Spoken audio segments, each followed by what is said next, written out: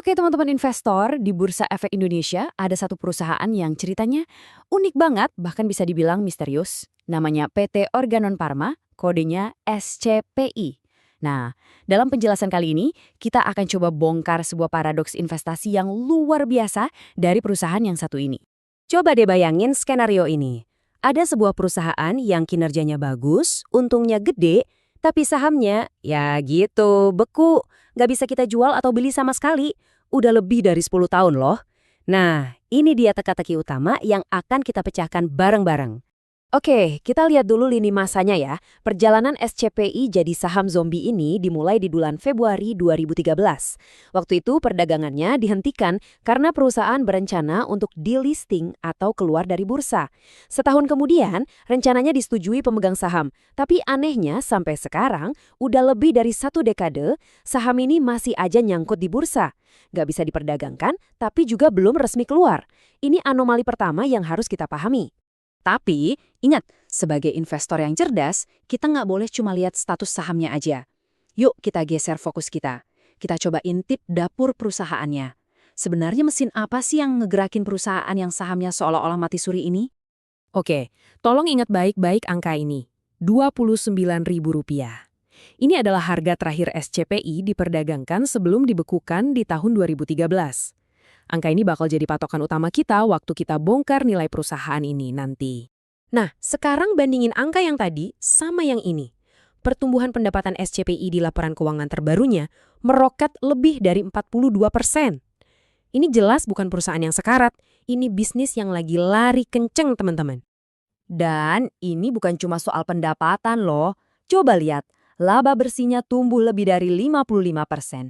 Return on equity atau ROI-nya juga sehat banget di angka 18%. Nah, ini bagian yang paling mengejutkan. Dividen untuk tahun buku 2023 itu sebesar Rp42.000 per saham. Iya, kalian nggak salah dengar. Dividennya lebih besar dari harga terakhir sahamnya yang beku. Luar biasa kan? Sekarang kita masuk ke inti analisisnya. Disinilah kita bakal lihat pertemuan antara harga saham yang mati suri dengan laba yang justru meledak-ledak. Yuk kita bedah bareng-bareng paradoks valuasi yang bikin geleng-geleng kepala ini. Sebagai mentor kalian, saya tunjukin cara hitungnya. Gampang kok. Pertama, kita ambil laba per saham atau EPS-nya, yaitu sekitar Rp67.951. Kedua, kita pakai harga saham waktu disuspensi, yang tadi itu Rp29.000. Terus kita masukkan ke rumus simpel, harga dibagi laba. Dan ini dia hasilnya. Rasio PS/CPI itu cuma 0,43 kali. Artinya apa? Secara teori, kalau kita bisa beli saham ini di harga beku itu, modal kita bisa balik dalam waktu kurang dari setengah tahun cuma dari labanya aja. Ini valuasi yang murah banget, super murah. Biar lebih kebayang semurah apa angka ini, coba kita bandingkan. PE SCPI di 0,43 kali. Rata-rata sektor farmasi sekitar 9,33 kali. Pesaingnya kayak Kalbe Farma, sekitar 15 kali. Wah, perbedaannya jomplang banget. Kita gali lebih dalam lagi perbandingannya sama raksasa farmasi Kalbe Farma. Rasio P-nya jelas jauh banget, 0,43 lawan 13,6. Price to book SCPI bahkan cuma 0,08 kali. Padahal pertumbuhan pendapatannya jauh melampaui estimasi KLBF. Ini benar-benar menegaskan kalau ada anomali valuasi yang luar biasa besar di sini. Oke, kita udah sepakat valuasinya murah banget kalau dibandingkan dengan yang lain. Tapi pertanyaan selanjutnya adalah, berapa sih sebenarnya nilai intrinsik atau nilai wajar dari perusahaan ini? Nah, mari kita lihat hasil analisis independennya.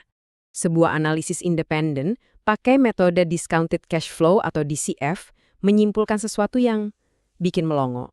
Hasilnya, ada potensi kenaikan atau upside sebesar 4.090% seandainya saham ini bisa diperdagangkan secara normal lagi. 4.000%. Ini harta karun tersembunyi yang kita bicarakan. Dan ini dia angkanya. Nilai intrinsik per saham SCPI itu dihitung bisa mencapai lebih dari 1,2 juta rupiah. Sekarang, coba bandingkan angka ini sama harga beku yang Rp29.000 tadi. Potensi keuntungannya secara teori itu lebih dari 40 kali lipat. Tapi tunggu dulu. Investor yang bijak itu tahu bahwa tidak ada keuntungan besar tanpa resiko. Nah, sekarang kita sampai di pelajaran terakhir yang paling penting. Kenapa permata tersembunyi ini seolah-olah terkunci rapat dan susah diakses? Jadi, kuncinya itu ada di proses delisting. Perusahaan ini kan mau jadi perusahaan tertutup atau go private. Artinya, satu-satunya jalan keluar buat para pemegang saham publik ya cuma lewat tender offer, di mana si pemilik mayoritas nanti akan nawarin buat beli sisa saham publik di harga yang ya mereka yang tentukan. Nah, disinilah letak masalahnya. Kalau kita lihat, induk perusahaannya, Organon LLC, itu menguasai hampir 99% saham. Investor publik cuma kebagian sisa yang kecil banget, 1,21%. Jadi, kekuatan tawar kita sebagai investor retail ya tentu saja sangat terbatas. Jadi intinya begini, situasinya itu seperti kita nemu peti harta karun yang isinya emas berlian. Tapi petinya terkunci rapat, dan kuncinya dipegang sama orang lain. Nilai fundamentalnya itu nyata dan luar biasa besar, tapi nggak bisa kita akses di pasar terbuka. Jalan keluar kita satu-satunya itu cuma bergantung pada kemurahan hati si pemegang saham mayoritas di masa depan. Kasus ini akhirnya membawa kita pada sebuah pertanyaan mendasar untuk semua investor. Mana yang lebih penting, nilai sebuah aset yang fantastis di atas kertas atau kemampuan praktis kita untuk benar-benar mengakses atau mencairkan nilai tersebut? Ini sebuah pelajaran yang sangat berharga dari kasus saham zombie SCPI.